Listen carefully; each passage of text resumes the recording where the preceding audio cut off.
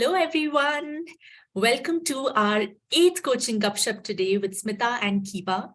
And we are going to be talking about one of the coaching frameworks that both Smita and I are really fond of. And it's called LASIE.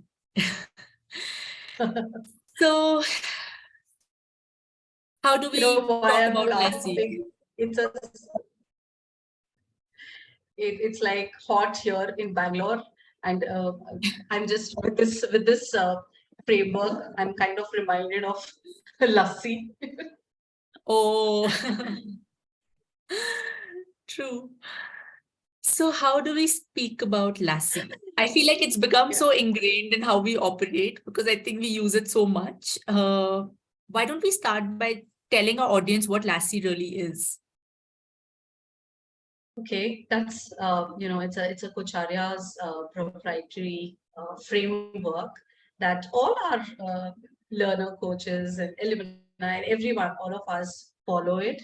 I really feel that personally for me, it's been I have been putting into practice deliberately, whether it's in a coaching conversation or in general. Of course, few parts of it might not happen fully. But in a coaching conversation, for sure, all the elements of LASIE. So shall we just start, understanding what LASIE stands for? So L is for listening. So it's not just about listening from ears, but Otto Scharmer again calls it like an open heart, open mind, and open will. So how do we listen much more generatively and empathetically to the verbal and the non-verbal cues, right? A is about acknowledging, yeah, and acknowledging is all about to say that whatever the other person is sharing, just to reach to the same at the same level as where the client is, and understand and acknowledge to say that I hear you, I understand where you're coming from.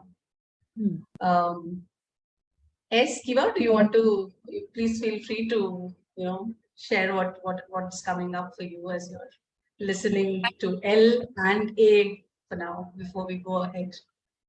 Yes, I think I was, when you spoke about the listening piece, I was actually taken back to our Gupshup on listening, where I think we said we'll try and bring in certain elements that can help us to deepen our listening. So I was just actually going back to that session to now and how maybe listening or my listening skills have gotten better. And I do think that LASIE has played a role in it because I've had a few coaching conversations since then. And I realized that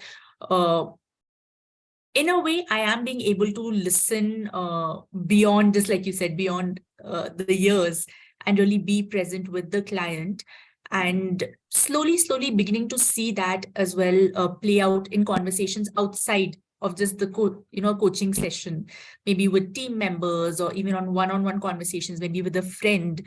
And I think it's more coming from a place of curiosity. And the reason I'm sharing this is because I do think that it's connected to why the LASIE framework.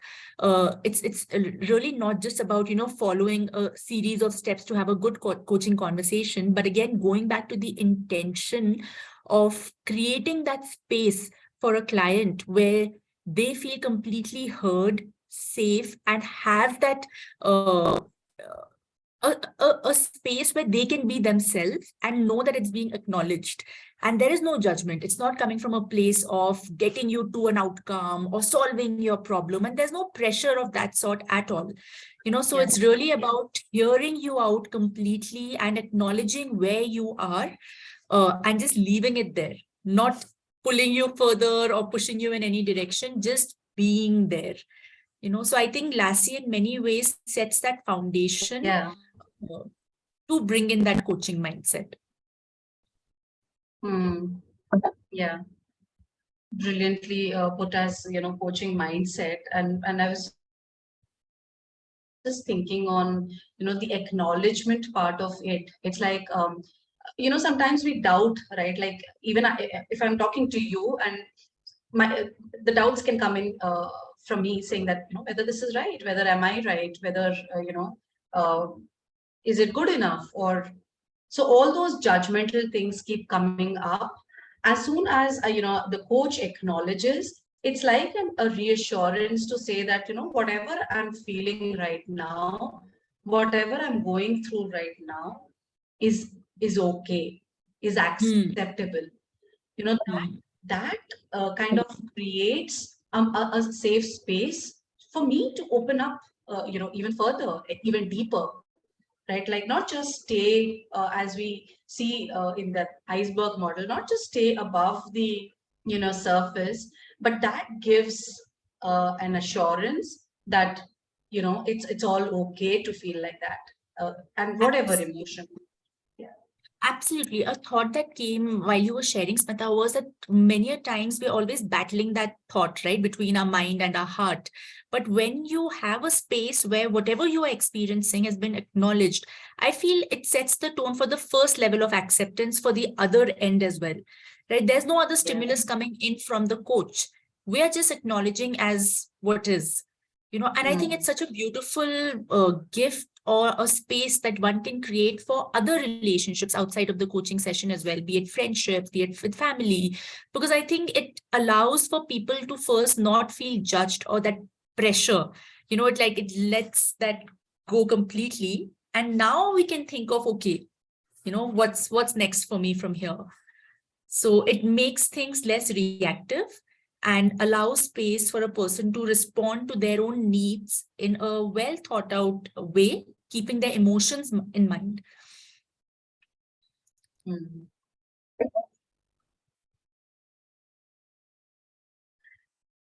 Sorry, Kiva, I think, I had uh, having a bad internet today. So I lost maybe 5 seconds of what you shared. Yes, I just close by saying that it gives people that space to be themselves wholly, keeping their emotions in mind, their thoughts in mind, so that they can set the stage for what's to come next for them, based on their own terms. So moving forward in the framework, it's about the S is for sense and share. And, this again, I feel that before we even share, like, are we able to sense as to, where the client is coming from? And the sense would be really about to say, for example, if the client spoke for 5 minutes or 7 minutes at a stretch, right? And now we take, as coaches, we take that pressure of thinking that, maybe I need to remember all, and can I sense everything of what was shared in 5 7 minutes, and then share it back. I mean, even if that, even do you think that can be possible? But it is not, right? Like we cannot remember everything of what it was shared. So can I sense of, um, and I'm just giving an example. Say for example, say I'm saying 5 6 7 points all together in that 7 minutes of my share, and you as a coach would notice on few things I've become much more excited about it, or looking at a particular direction for a long, and actually I'm reflecting while I'm talking about it, or I just slouch back on my chair and I'm sharing as to what I'm. These will be some clues along with the verbal, sharing that the client might bring up in the conversation.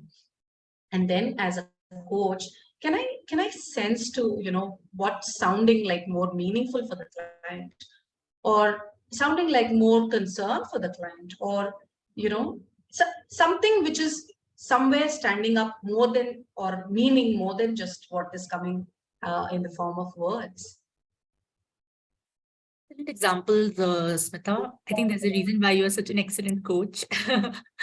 You clearly laid out all these examples, and a thought that occurred to me as you were sharing these examples was how this actually helps one to look at the who of the client and the client as a whole person, and not just on what they are speaking, right? But like how they are probably, like you said, like maybe there's an energy shift when they spoke about something. Maybe their eyes were like shining bright when they started speaking about something else. And that's a window to an exploration that can be done together with the client.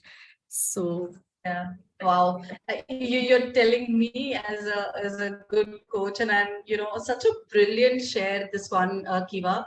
It's like through words, maybe what the client is sharing is all about the what, but through their non-verbal expressions, maybe it's more about the who of that person, right? And can we place it, help them to connect the what and the who to see how they are, in terms of moving ahead in their towards their goal.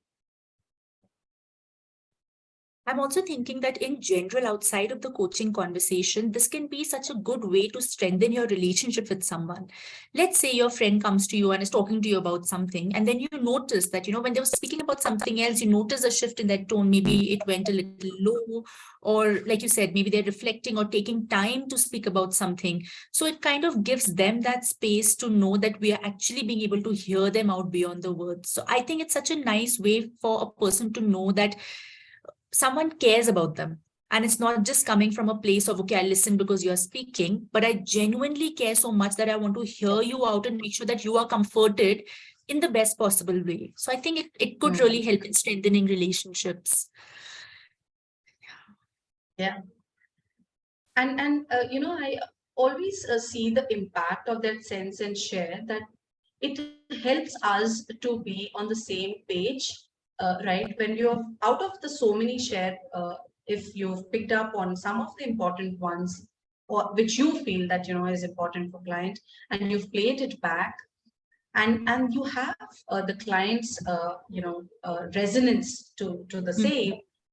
From that point, when we ask a question, that question has so much more buy-in than if I would have just asked a question. Like I've just listened to something and I just landed up asking a question, right? So it's like, maybe I didn't give any context. Maybe there was no relation to the share and my question. We are not on the same page.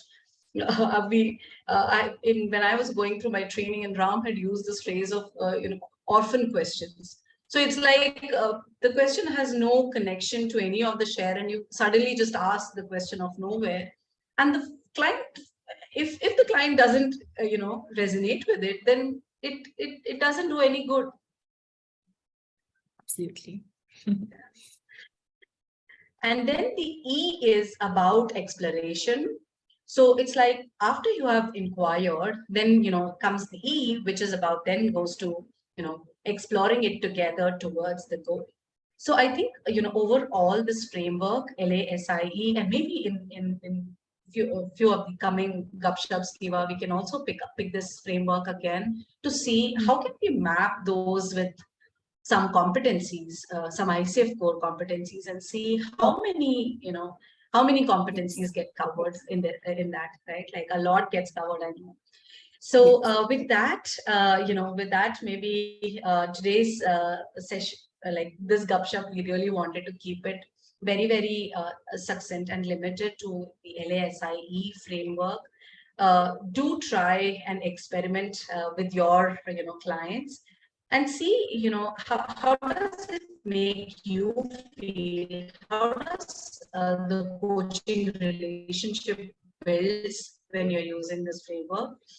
Please do leave us any comments or questions or queries. Thank you. Kiva, anything else you want before we say our goodbyes?